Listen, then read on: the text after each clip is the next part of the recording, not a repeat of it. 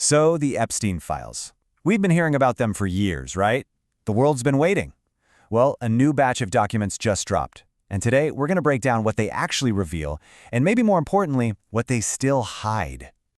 Look, for years, people have been demanding transparency on a case that's just been shrouded in secrecy. And while this latest document release does give us some answers, it's also opened up a whole new can of worms, a whole new set of questions, and it's basically set the stage for two totally different, completely conflicting stories about what really went down. All right, so let's get right into it. What was actually in this massive dump of documents from the U.S. Justice Department? And honestly, calling it a document dump is kind of an understatement. We are talking about over 3.5 million files and more than 180,000 images. All of it now public.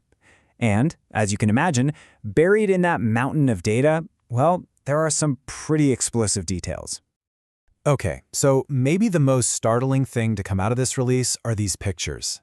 They seem to show Britain's Prince Andrew, well, kneeling over and touching a woman. Her identity has been blacked out. But here's the thing, and this is crucial. There's no context, no location, no date provided for these images, which, of course, leaves their actual meaning wide open to some pretty intense speculation. But, Prince Andrew is far from the only big name that pops up in these documents. A bunch of other well-known people, from politics, from business, from the tech world, they all make an appearance, pulling them deeper and deeper into this whole scandal. So let's stick with Prince Andrew for a minute. For years, he has maintained one consistent story. But these new files, they seem to tell a very different one. And this has been the line from Buckingham Palace for years, right? An absolute, unwavering, strenuous denial of any wrongdoing whatsoever in connection with Jeffrey Epstein. But the files include this 2010 email exchange. And you got to remember, this is long after Epstein's first conviction for sexual offenses. In the email, Epstein suggests the prince meet a, quote, clever and beautiful 26-year-old Russian woman. Prince Andrew's reply? That he would be delighted to see her, and he asks for her contact info. And like I said, other big names are in here too. So there's a claim that Epstein paid £10,000 for a course for the partner of the British politician Peter Mandelson. Then there's Elon Musk, mentioned in an email about a trip to Epstein's island asking, quote, what day will be the wildest party? And Bill Gates, the founder of Microsoft, he's named in what looks like an unsent email from Epstein himself with a claim that Gates's team has since called, you guessed it, absurd and false.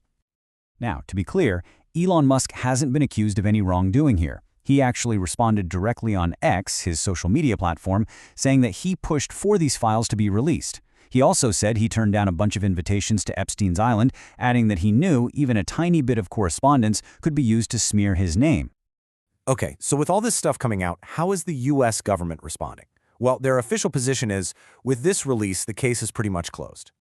The Department of Justice, or the DOJ, has been really clear about this. They're saying this is the final batch of stuff, that they followed the law, and, importantly, that there is simply no evidence of any co-conspirators. In fact, the Deputy Attorney General went on record saying that if they had evidence for more prosecutions, they would absolutely pursue them. But that official story, that neat little bow of case closed, it's being challenged, and challenged fiercely, by the victims and their lawyers. They see a much, much darker story playing out here. Gloria Allred, who's a really prominent attorney representing a lot of Epstein's victims, she doesn't mince words. She basically argues this whole release is anything but the transparent closure the government claims it is. She calls it, at best, a sloppy job, and at worst, it smacks of a cover-up. And a huge reason for this outrage is how they handled the identities of the victims. You see, there were assurances that names would be redacted, blacked out to protect the survivors. But Allred says that many of her clients, women who have been anonymous, known only as Jane Does for years, suddenly had their real names published for the whole world to see. As you can imagine, she says this has just shattered whatever little trust they had left in the government. I mean, it went from little to none. And this right here, this is the heart of the conflict. On one side, you have the DOJ saying, this is it, the final batch, case closed. But on the other side, you have the victims and their advocates saying, hold on, millions of files are missing, our privacy has been violated, this whole thing feels way more like a cover-up than a revelation. And this isn't just some minor disagreement, it's a fundamental battle over the truth, and it really gets to the core of whether people can trust the justice system at all. So, let's go back to the numbers. The official number of documents released is 3.5 million, and the Justice Department says with that, they've done their job.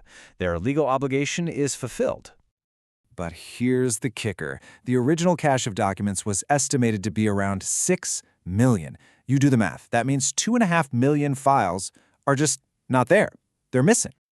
So, the billion-dollar question is, where are those missing 2.5 million documents? And this question, this is really the absolute heart of this whole controversy. Well, the government has an explanation, of course.